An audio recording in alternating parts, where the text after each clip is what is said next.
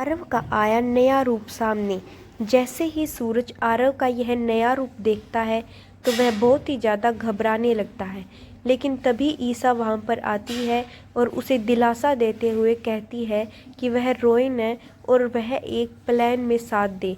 लेकिन सूरज यह सब सुनकर बहुत ही ज़्यादा दंग रह जाता है और अब की बार ईसा और सूरज दोनों बने हैं मास्टरमाइंड।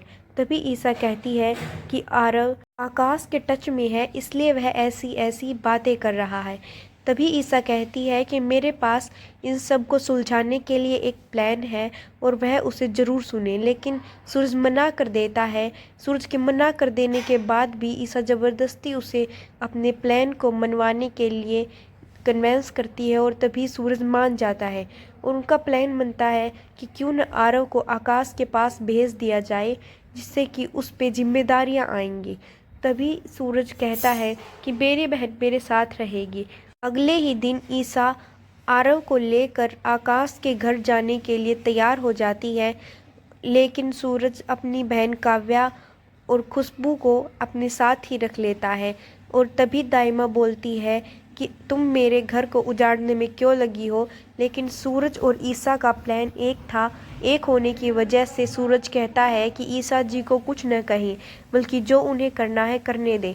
कि तभी ईसा जैसे ही आरव को आकाश के घर लेके जाती है, आकाश उस पर चिल्लाने लगता है कि तुम आरव को यहाँ पर क्यों लेके आई। ईसा कहती है कि तुम्हें प्लान खेलने का बहुत शौक था ना, मैंने भी एक प्लान बना लिया है।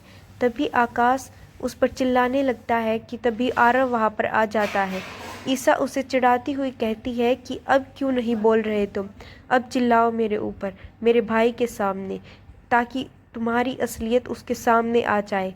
लेकिन तभी आकाश तो कुछ कर नहीं पाता, लेकिन ईसा एक चिट्ठी बनाकर आकाश का सारा ज़रूरी काम लिखते हुए और जो जो भी चीज़ें उसे लानी थी वह लिस्ट पकड़ाकर उसे बाजार भेज देती है।